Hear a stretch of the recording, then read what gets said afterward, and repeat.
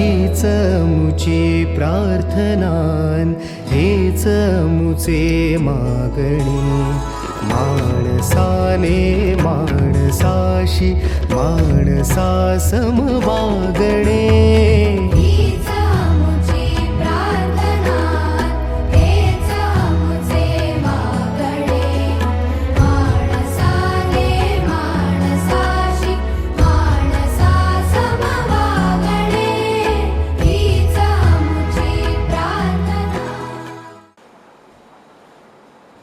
नमस्कार.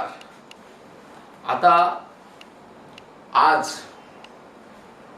2 heavy lectures नंतर आपण पुन्हा एकदा आपला प्रवास चालू करतोय. तत्पूर्वी मला काही निवेदन करायचे. नंबर 1, शेवटचे जे 2 लेक्चर झाले, लेक्चर क्रमांक 14 आणि लेक्चर क्रमांक 15, 14 आणि 15 मोठे लेक्चर होते आणि त्याचा नीट अभ्यास व्हायला पाहिजे असं मला वाटतं. पुन्हा पुन्हा ते लेक्चर ऐका, नोट्स लिहा, नोट्स पाठ करा. आणि अजून एक ऍक्टिव्हिटी मी तुमच्या समोर घेऊन येणार आहे. ग्रुपवरती त्याची अधिकृत घोषणा मी करेलच. ती म्हणजे 11वीचे जे काही लेसन्स आहेत, जे आपल्याला भविष्यात येणाऱ्या कॉम्पिटिटिव्ह एक्झामला आहेत, अशा लेसनचे एमसीक्यू आपण घेणार आहोत. डिस्कसही करू जे अवघड आहेत ते. पण ते एमसीक्यू सॉल्व्ह करणं ही तुमची जबाबदारी आहे आणि तुम्ही ते सॉल्व्ह कराल. परत एकदा मी निक्षून सांगतोय, जो विद्यार्थी अभ्यास करेल आत्ताच्या काळामध्ये, त्याचं भविष्य हे नक्कीच चांगलं असणार आहे, हे लक्षात ठेवा. रेडॉक्स नावाचा लेसन होता आपल्याला. त्या रेडॉक्स नावाच्या लेसन वरती अराउंड 77 एमसीक्यू पाठवतोय. सॉल्व्ह करा. 11वीच्या लॉजिक वरती आहेत. त्याला लागणारी जी बेसिक इन्फॉर्मेशन आहे ती सुद्धा प्रोव्हाइड करायचा प्रयत्न करतोय मी ग्रुपवर. पण ते काम तुम्ही आवर्जून करा. तुमच्या भविष्यातला एक लेसन होईल. आता मी आजच्या लेक्चरला सुरुवात करतोय. लास्ट टाइम आपण लोअरिंग ऑफ पेपर प्रेशर बघितलं, relative lowering of paper pressure बघितलं आणि त्याचबरोबर एक प्रॉब्लेम बघितला, प्रॉब्लेम नंबर 2.4. आणि आता आपण वळणार आहोत प्रॉब्लेम नंबर 2.5 कडे. काय सांगतोय problem number 2.5? The vapour pressure of pure benzene at a certain temperature is 640 mm of Hg. म्हणजे काय? वेपर प्रेशर आहे कोणाचं? प्युअर बेन्झीनचं. म्हणजे गिवन मध्ये आपल्याला दिलेलं आहे vapour pressure of pure benzene म्हणजे काय दिलेलं आहे? P0 दिलेलं आहे. Vapour pressure of pure benzene आणि ते दिलेलं आहे 640 mm ऑफ Hg. त्याचबरोबर मोलर मास दिलेलं आहे बेन्झीनचं, मोलर मास ऑफ बेन्झीन. आणि जरी दिलं नाही तरी माहिती पाहिजे, कारण बेन्झीनचा मॉलिक्युलर फॉर्म्युला आपल्याला माहिती आहे C6H6. मोलर मास आहे म्हटल्यावर कॅपिटल M, बेन्झीन सॉल्व्हंट आहे म्हटल्यानंतर M1 आणि त्याचा मास दिलाय 78 ग्रॅम पर मोल. A non-volatile solute of mass 2.315 gram is added to 40 9 gram of benzene. म्हणजे मला मास टेकन आहे सोल्यूटचं, mass taken of solute, that is mass taken आहे W, सोल्यूट म्हटल्यावर 2, मास टेकन ऑफ सोल्यूट दिले 2.315 gram, is added in 49 gram of benzene. म्हणजे mass taken of solvent, benzene हा कोण आहे, सॉल्व्हंट आहे, आणि त्याच्यामुळे W1 आणि ते दिले 49 gram of benzene. The vapour pressure of solution, मला वेपर प्रेशर ऑफ सोल्युशन दिलंय, म्हणजे मला P दिलाय आणि तो दिलेला आहे 600 mm ऑफ Hg दिलेला आहे. What is the molar mass of the solute, आणि आपल्याला फाइंड करायला सांगितलंय मोलर मास ऑफ सोल्यूट, म्हणजेच आपल्याला सांगितलंय M2 फाइंड आउट करा. एकदा चेकआउट करा, परत एकदा गिवन वर चर्चा करू आणि प्रॉब्लेम सॉल्व्ह करू. याचा अर्थ परत एकदा प्रॉब्लेम मध्ये गिवन काय ते बघा. Vapour pressure of pure benzene दिले, याचा अर्थ बेन्झीन सॉल्व्हंट आहे P not. Vapour pressure of pure benzene 640 mm of Hg. Molar mass of benzene दिले, मी सांगितलं दिलं नसलं तरी ते गिवन आहे कारण नाव दिलंय बेन्झीन म्हटल्यानंतर फॉर्म्युला C6H6. मोलर मास म्हणून कॅपिटल आहे, बेन्झीन सॉल्व्हंट आहे म्हणून 1, त्याचं मोलर मास दिले 78 ग्रॅम पर मोल. नंतर मास टेकन ऑफ सोल्यूट दिले, सोल्यूट म्हणून 2, मास टेकन म्हणून W2 is equal to 2.315 gram. Mass taken of benzene W1 दिले 49 gram. Vapour pressure of solution दिलेले आहे P, that is 600 mm of Hg. आपल्याला find out करायचे molar mass of solute, that is M2. तुमच्या माहितीसाठी आणि reference साठी given समोर लिहिलेले P not 640 mm of Hg, P 600 mm of Hg, W2 2.315 gram, W1 49 gram, molar mass दिले 78 gram per मोल, आणि मोलर मास ऑफ सोल्यूट काढायचं आहे. आपल्याला माहिती आहे सोल्युशन बघतोय आपण. सोल्युशन मध्ये सगळ्यांना माहिती आहे वी नो दॅट, काय माहिती आपल्याला सगळ्यांना ही गोष्ट आवर्जून माहिती आहे की फॉर्म्युला काय येतो. Formula P not minus P upon P not is equal to, परत फॉर्म्युला लिहायची स्टाईल विसरू नका, W2 अपॉन M2, M1 आणि काय W1, आणि आपल्याला M2 फाइंड आउट करायचे म्हटल्यावर M2 is equal to W2 M1 upon W1 into P not upon P not minus P. Value आता पुट करतोय, therefore M2 is equal to W2 2.315 ग्रॅम into M1 किती आहे 78 gram per mole upon W1 किती आहे 49 gram into P not किती आपला 640 mm of Hg upon P not minus P म्हणजे काय 640 मायनस 600 mm ऑफ Hg, म्हणजे आपल्याकडे उरलंय M2 is equal to 2.315 into 78 into 640 upon 49 into 640 minus 600 40, आणि एकच युनिट उरले ग्रॅम पर मोल.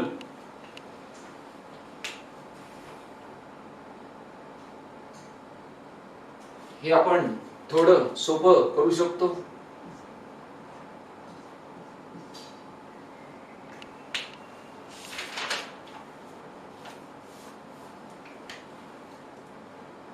परत एकदा चेक कर मी काय काय केलंय. नोट्स पाठवतोय, नोट्स मध्ये लॉग कॅल्क्युलेशन केलेले आहेत, प्लीज बघा. फॉर्म्युला आपला फिक्स होता P not minus P upon P not is equal to W2 upon M2 into M1 upon W1. Therefore M2 is equal to W2 M1 upon W1. P not वर आले, P not minus P खाली गेले, value put केल्या सगळ्यांच्या W2 ची, M1 ची, W1 ची, P not ची आणि P नॉट मायनस P ची सगळ्यांच्या व्हॅल्यू पुट केल्या, सगळे युनिट कॅन्सल केले, युनिट सकट व्हॅल्यू टाकायच्या आहेत. हे मागच्या लेक्चरला मी बोललोय. त्याचबरोबर मी अजून एक गोष्ट बोललोय की युनिट टाकायची, लगेच व्हॅल्यू टाकायची घाई करायची नाही. या स्टेपला M2 बाजूला घ्यायचा, मग सगळ्या प्रॉपर रिअरेंजमेंट झाल्यावर फायनली व्हॅल्यू पुट करायच्या. म्हणजे माझ्याकडे एवढंच उरलं आता. M2 is equal to 2.315 into 78 into 16 upon 49 gram per mole. एक गोष्ट लक्षात घ्या, या तिघांच्या लॉगची ऍडिशन करायची आणि 49 चा लॉग त्यामधनं सबट्रॅक्ट करायचा. नोट्स पाठवतोय, नोट्स मध्ये सर्व गोष्टी करून दाखवलेल्या आहेत. उत्तर येतं M2 is equal to solve केल्यावर 58.95 ग्रॅम पर मोल. 58.95 ग्रॅम पर मोल. ओके, हे कसं सॉल्व करायचं नोट्स मध्ये सांगितलंय. थँक्यू. नवीन कन्सेप्ट चालू करूया, एकदा नीट बघा कॅल्क्युलेशन.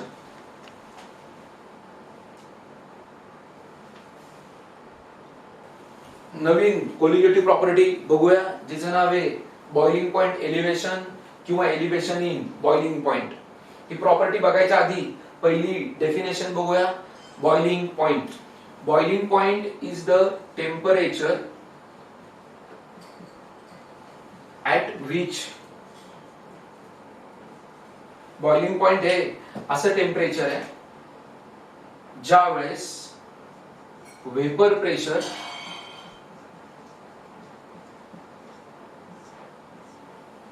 ऑफ लिक्विड becomes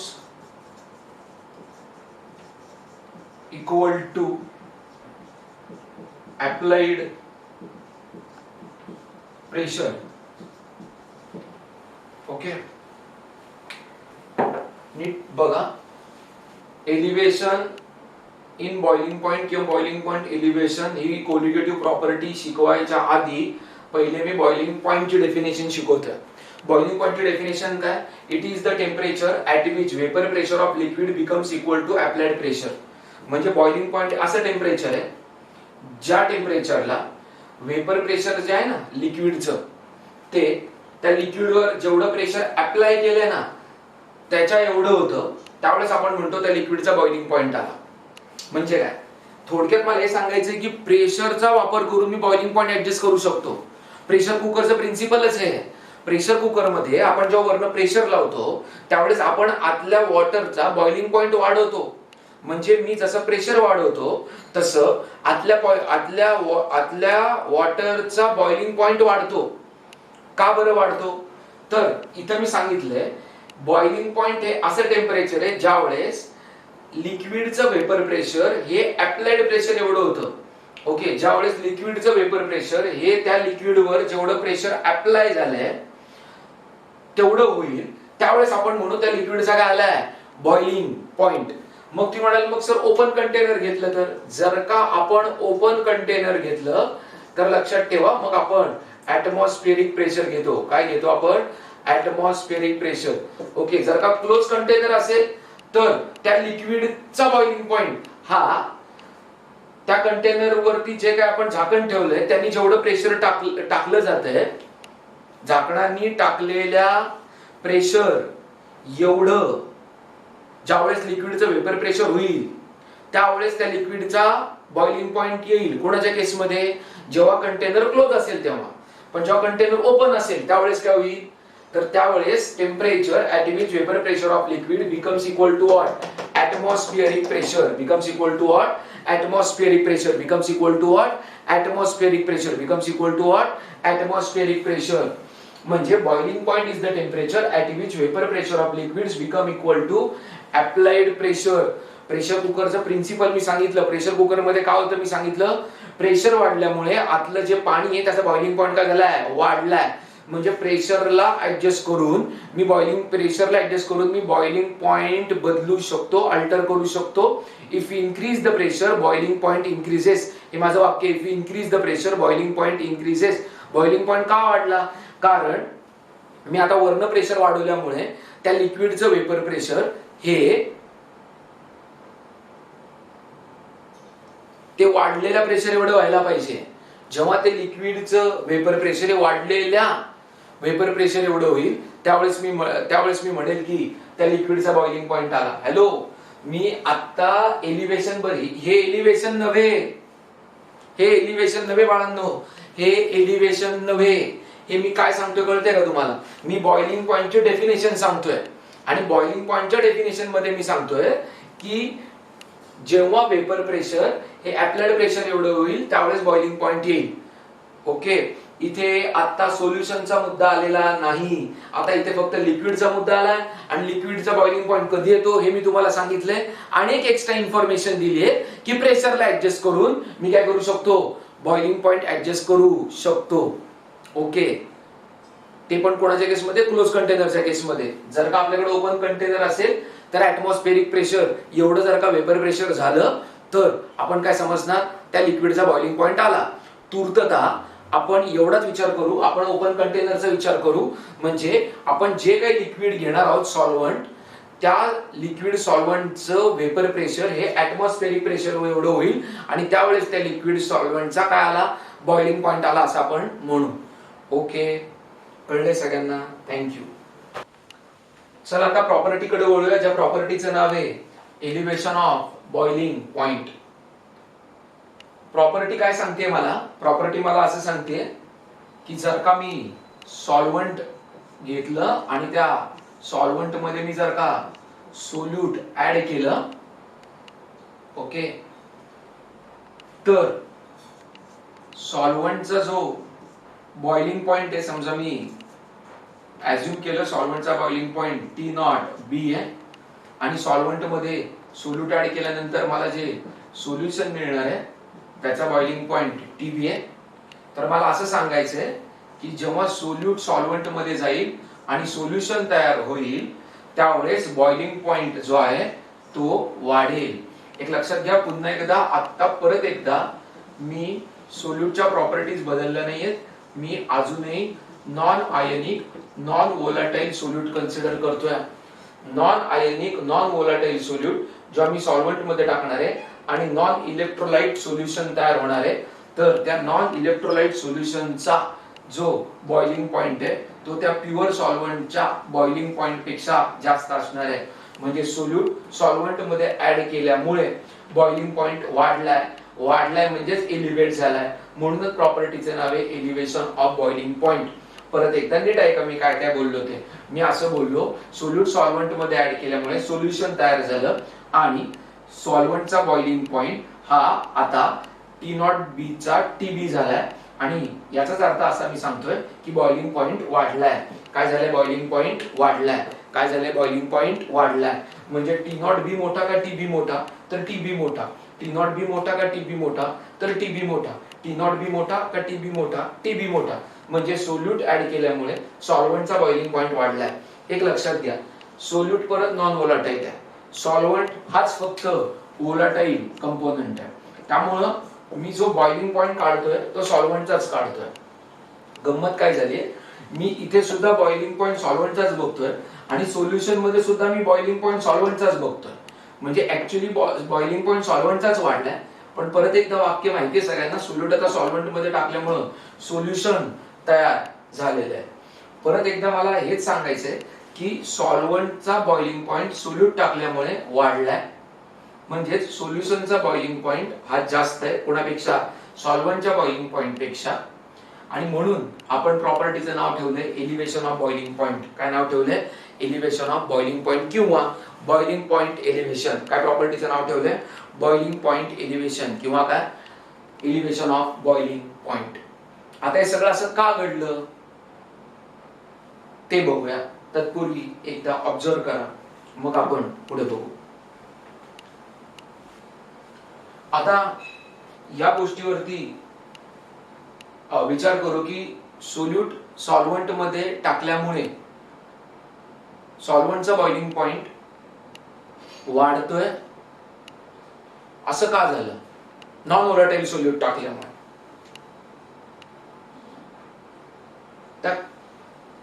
का या प्रश्नासाठी आपण हे आर्टिकल बघतोय. Elevation of boiling point as a consequence of vapour pressure lowering. म्हणजे एलिव्हेशन ऑफ बॉइलिंग पॉइंटचा आणि लोअरिंग ऑफ वेपर प्रेशरचा काही ना काहीतरी संबंध आहे. परत एकदा ऐका, एलिव्हेशन ऑफ बॉइलिंग पॉइंटचा आणि वेपर प्रेशर लोअरिंगचा काही ना काहीतरी संबंध आहे. तो काय ते बघूया. त्यासाठी म्हणून मी एक ग्राफ प्लॉट करतोय ज्याच्यामध्ये मी वाय ऍक्सिसला वेपर प्रेशर घेतोय आणि एक्स ऍक्सिसला टेम्परेचर घेतोय. टेम्परेचर इन केल्विन घेतोय मी. Okay, thank you. आता मला एक सांगा की तुम्हाला काय वाटतं, टेम्परेचर वाढल्यामुळे वेपर प्रेशर कमी होईल का वाढेल? टेम्परेचर वाढल्यामुळे कमी, जास्तीत जास्त लोक हवेत जातील, जास्तीत जास्त लोक हवेत गेले तर जास्तीत जास्त लोकांचं कंडेन्सेशन पण होईल, म्हणजे रिटर्न येणाऱ्या लोकांची पण संख्या वाढेल, जाणाऱ्या लोकांची संख्या वाढेल, येणाऱ्या लोकांची संख्या वाढेल. पर्यायी वेपर प्रेशर कमी होईल का वाढेल? वाढेल. म्हणजे जर का मी प्युअर सॉल्व्हंट घेतलं, तर सॉल्व्हंटचं वेपर प्रेशर टेम्परेचर प्रमाणे कमी होईल का वाढेल? तर ऑब्विसली वाढेल. हा जो ग्राफ आहे ए बी किंवा कर्व ए बी जो काढलाय तो कोणासाठी काढलाय? तो प्युअर सॉल्व्हंट साठी काढलाय. म्हणजे प्युअर सॉल्व्हंट साठी आपल्याकडे काय कर्व ए बी आहे. आणि कुठेतरी हे मी समजा सांगितलं मी ओपन कंटेनरचा विचार करतोय, त्यामुळे त्या लिक्विड वरती जे प्रेशर आहे ते 760 mm घेतोय किंवा 1 atmosphere घेतोय. आणि त्यामुळे हे जर का मी अशा पद्धतीने विचार केला की या पर्टिक्युलर टेम्परेचरला, ज्याला मी T0B म्हणतोय, T0B या टेम्परेचरला सॉल्व्हंटचं वेपर प्रेशर हे 1 atmosphere किंवा 760 mm आहे का नाहीये? आहे. परत एकदा नीट बघा, T0B एवढ्या टेम्परेचरला सॉल्व्हंटचं वेपर प्रेशर हे 1 atmosphere किंवा 760 mm आहे का नाहीये? आहे. म्हणजे T0B हा प्युअर सॉल्व्हंटचा काय बॉइलिंग पॉइंट आहे. काय बॉइलिंग पॉइंट आहे कुणाचा? प्युअर सॉल्व्हंटचा. का? कारण T0B एवढ्या टेम्परेचरला प्युअर सॉल्व्हंटचे वेपर प्रेशर हे 1 atmosphere किंवा 760 mm ऑफ Hg आहे. परत एकदा नीट चर्चा करा. मी ग्राफ काढला वेपर प्रेशर वर्सेस टेम्परेचर. मी सांगितले कर्व एबी मी जो प्लॉट केलाय तो प्युअर सॉल्व्हंट साठी प्लॉट केलाय.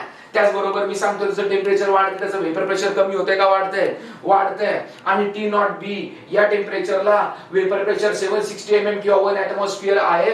याचाच अर्थ T0B हा प्युअर सॉल्व्हंटचा बॉइलिंग पॉइंट आहे. हे कृपा करून ध्यानात घ्या.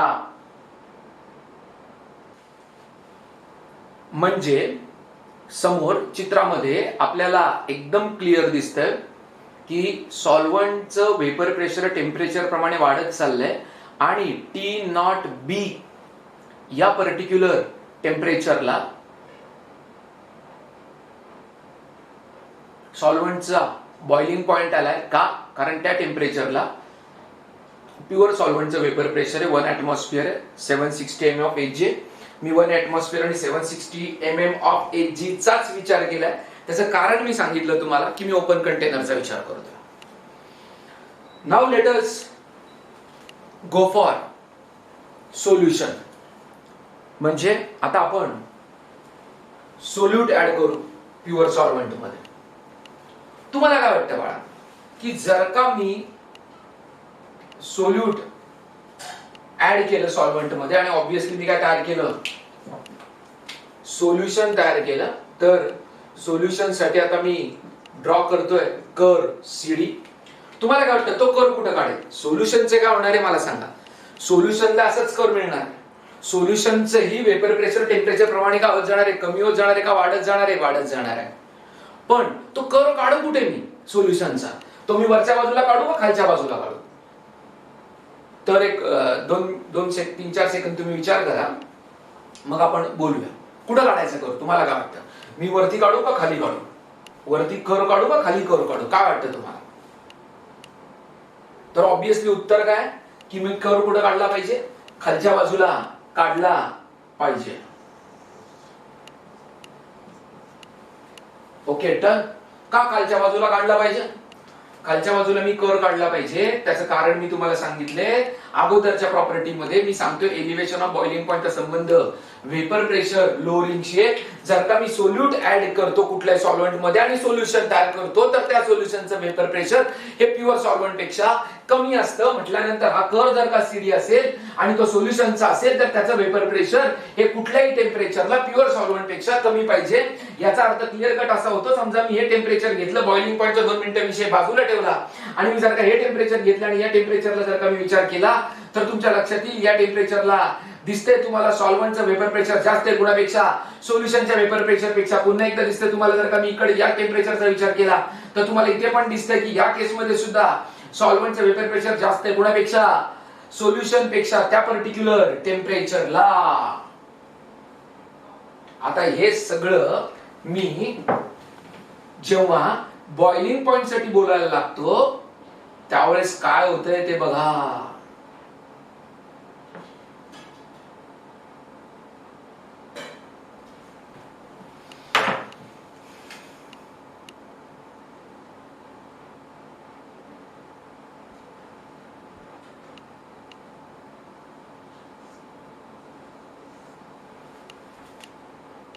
आता नीट ऑब्झर्व करा काय होतंय. आता मला सांगा टी नॉट बी हा बॉइलिंग पॉइंट आहे कुणाचा? प्युअर सॉल्व्हंटचा. प्युअर सॉल्व्हंटचा बॉइलिंग पॉइंट आहे टी नॉट बी. म्हणजे त्या टेम्परेचरला प्युअर सॉल्व्हंटचा वेपर प्रेशर 1 ऍटमॉस्फिअर आहे का नाही आहे. पण त्याच टेम्परेचरला जर का तुम्ही सोल्युशनचं वेपर प्रेशर बघितलं तर ते 1 ऍटमॉस्फिअर आहे का लेस दॅन 1 ऍटमॉस्फिअर आहे? तर ते लेस दॅन 1 ऍटमॉस्फिअर आहे. म्हणजे टी नॉट बी हा प्युअर सॉल्व्हंटचा बॉइलिंग पॉइंट आहे पण तो सोल्युशनचा बॉइलिंग पॉइंट नाहीये. परत एकदा बघा टी नॉट बी या टेम्परेचरला सॉल्व्हंटचं वेपर प्रेशर 1 ऍटमॉस्फिअर झालंय पण सोल्युशनचं वेपर प्रेशर हे 1 ऍटमॉस्फिअर आहे का लेस दॅन 1 ऍटमॉस्फिअर आहे? लेस दॅन 1 ऍटमॉस्फिअर आहे. असं का झालंय?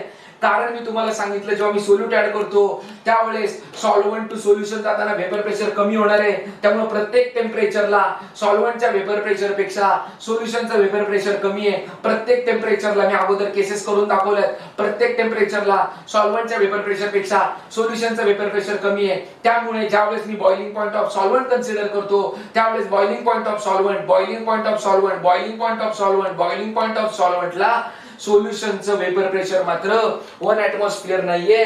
कारण सॉल्व्हंटचं त्यावेळेस 1 ऍटमॉस्फिअर आहे पण सोल्युशनचं 1 ऍटमॉस्फिअर नाहीये. त्यामुळे तो सॉल्व्हंटचा बॉइलिंग पॉइंट आहे तो सोल्युशनचा नाहीये. मग ती म्हणाल आता काय करायचं? सोल्युशन बॉईल केलं पाहिजे. सोल्युशन बॉईल केलं पाहिजे म्हणजे काय झालं पाहिजे? सोल्युशन बॉईल केलं पाहिजे. सोल्युशनचा बॉइलिंग पॉइंट आला पाहिजे. सोल्युशनचं जर का मला बॉइलिंग पॉइंट पाहिजे तर सोल्युशनचं वेपर प्रेशर सुद्धा काय व्हायला पाहिजे? 1 ऍटमॉस्फिअर व्हायला पाहिजे. पण आता वेपर प्रेशर सोल्युशनचं कमी आहे का नाहीये? म्हणजे वेपर प्रेशर काय करावं लागेल? कमी करावं लागेल का वाढवावं लागेल? वाढवावं लागेल. आणि ते वाढवण्यासाठी मला टेम्परेचर सुद्धा वाढवावं लागेल. ते हे टेम्परेचर आहे टीबी या टेम्परेचरला दिसतंय. सोल्युशनचा सुद्धा वेपर प्रेशर 1 ऍटमॉस्फिअर किंवा 760 mm ऑफ Hg आहे का नाहीये? आहे. मला टेम्परेचर वाढवावं का लागलं? टी नॉट बी चं टीबी का करावं लागलं? कारण टी नॉट बी या टेम्परेचरला सोल्युशनचा वेपर प्रेशर लेस दॅन 1 ऍटमॉस्फिअर आहे.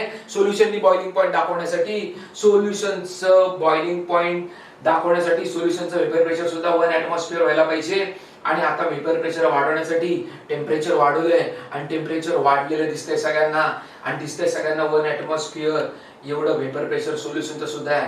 टीबी एवढ्या टेम्परेचरला पण सगळ्यांना दिसतंय आता T not B J boiling point आहे कोणाचा? प्युअर सॉल्व्हंटचा तो कमी आहे कोणापेक्षा? सोल्युशन पेक्षा, म्हणजे boiling point pure solvent to solution जाताना एबी कोणासाठी आहे आपले ठरले, एबी कोणासाठी आहे, एबी कर प्युअर सॉल्व्हंट साठी आहे, सीडी कर कोणासाठी आहे, सोल्युशन साठी आहे. परत एकदा मी सांगायची गरज नाहीये, सोल्युशन मध्ये मी परत एकदा बॉइलिंग पॉइंट सॉल्व्हंटचाच बघत आहे आणि बोलायची पद्धत आहे की सॉल्व्हंट मध्ये सोल्यूट टाकल्यामुळे आता सॉल्व्हंटचा बॉइलिंग पॉइंट वाढलाय, पण आता सॉल्व्हंट मध्ये सोल्यूट टाकल्यामुळे तो सॉल्व्हंट नाही, तो सोल्युशन आहे म्हणून आपण सोल्युशन म्हणतोय. पण ऍक्च्युअली बॉइलिंग पॉइंट आपण कोणाचा बघतोय, सॉल्व्हंटचाच बघतोय. म्हणजे परत एकदा लक्षात घ्या, वाक्य एवढंच आहे, घडलंय काय ते बघा. सॉल्व्हंट मध्ये सोल्यूट टाकल्यामुळे, सॉल्व्हंट मध्ये सोल्यूट टाकल्यामुळे सॉल्व्हंट मध्ये सोल्यूट टाकल्यामुळे सॉल्व्हंटचं व्हेपर प्रेशर कमी झालंय. त्यामुळे सीडी कर्व सोल्युशनचा प्युअर सॉल्व्हंटच्या खाली आलाय आणि प्रत्येक टेम्परेचरला सॉल्व्हंटचं व्हेपर प्रेशर हे सोल्युशनच्या व्हेपर प्रेशर पेक्षा जास्त आहे. रादर सॉल्व्हंटचं व्हेपर प्रेशर पेक्षा सोल्युशनचं व्हेपर प्रेशर कमी आहे. आणि जेव्हा मी बॉइलिंग पॉइंट काढला सॉल्व्हंटचा काय काढला, बॉइलिंग पॉइंट काढला T0B, त्यावेळेस सॉल्व्हंटचं व्हेपर प्रेशर 1 ऍटमॉस्फिअर आहे का नाहीये, आहे. पण त्यावेळेस सोल्युशनचं व्हेपर प्रेशर मात्र लेस दॅन 1 ऍटमॉस्फिअर आहे. त्यामुळे T0B हा फक्त सॉल्व्हंटचा बॉइलिंग पॉइंट आहे, सोल्युशनचा नाही.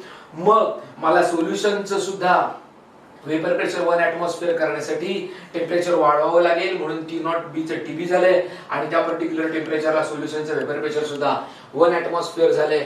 पण ओव्हरऑल रिझल्ट असा बघायला मिळालाय, सॉल्व्हंट मध्ये सोल्यूट ऍड केल्यामुळे, परत एकदा लक्षात घ्या, सॉल्व्हंट मध्ये सोल्यूट ऍड केल्यामुळे वेपर प्रेशर कमी झालंय, पण बॉइलिंग पॉइंट मात्र वाढलाय. सोल्युशनचं वेपर प्रेशर कमी झालंय, मात्र बॉइलिंग पॉइंट का उचललाय, वाढत चाललाय. आणि म्हणून प्रॉपर्टीचं नाव आहे एलिव्हेशन ऑफ बॉइलिंग पॉइंट. आणि आता जे आपण आर्टिकल बघितले त्याच्यामध्ये क्लिअर कट कळतंय की एलिव्हेशन ऑफ बॉइलिंग पॉइंट का आलंय, as it is a consequence of what, vapour pressure lowering. Thank you. याचाच अर्थ आता मी बोललोय की बॉइलिंग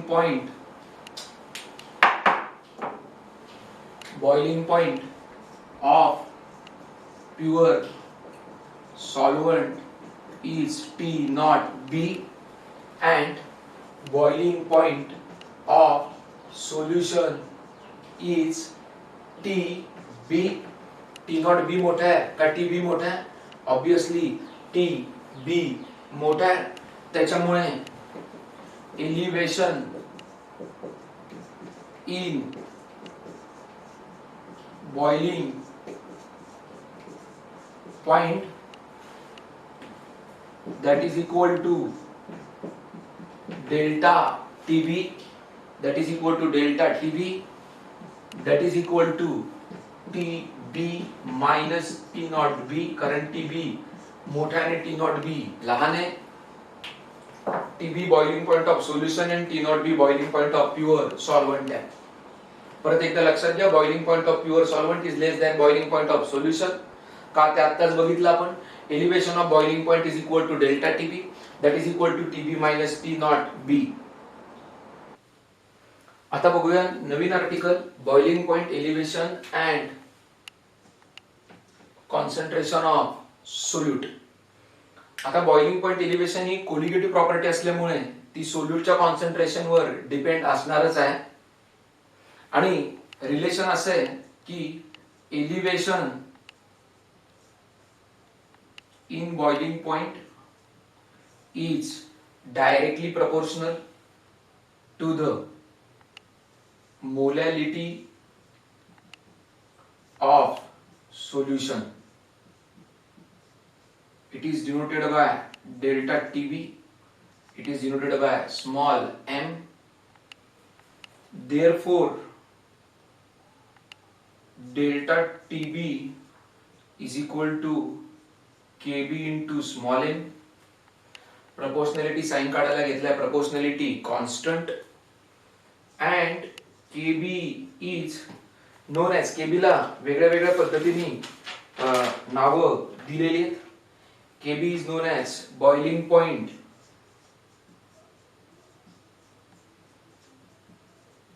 एलिव्हेशन कॉन्स्टंट, त्याचबरोबर मोलल एलिव्हेशन कॉन्स्टंट, त्याचबरोबर इबिलिओस्कोपिक कॉन्स्टंट, ही सगळी नावं केबीची आहेत. KB is known as boiling point elevation constant, molal elevation constant, ebullioscopic constant. मी काय काय बोललोय बघा. Elevation in boiling point is directly proportional to molality of solution, म्हणजे delta TB is directly proportional to small n. Delta TB is equal to KB into n. What is KB? KB is boiling point elevation constant, molal elevation constant किंवा ebullioscopic constant. ह्या सगळ्या केबीच्या value झाल्या. उद्या आपण अनेक गोष्टींवरती चर्चा करणार आहोत. त्यातली पहिली गोष्ट आहे की मी मोलॅलिटीच का घेतली, मोलॅरिटी का घेतली नाही. त्याचबरोबर केबीचे युनिट, केबीची डेफिनेशन आणि एलिव्हेशन इन बॉइलिंग पॉइंटचे प्रॉब्लेम्स. तत्पूर्वी तुम्ही आज पूर्ण जे लेक्चर मी सांगितलंय ते सर्वच्या सर्व लेक्चर 2 ते 3 वेळा ऐका. त्याचबरोबर नोट्स पाठवतोय त्या लिहा. रेडॉक्सचे एमसीक्यू पाठवतोय ते सुद्धा आवर्जून सोडवा. त्याचे आन्सर्स उद्या तुम्हाला दुपारी 12 पर्यंत मिळतील. ते चेक करा. त्याच्यातल्या अवघड एमसीक्यूज वर पहिल्या 20 एमसीक्यू आहेत, त्यातले जे अवघड असतील, जरा डिफिकल्ट असतील, त्याच्या पहिल्या 20 एमसीक्यू वर आपण चर्चा करू.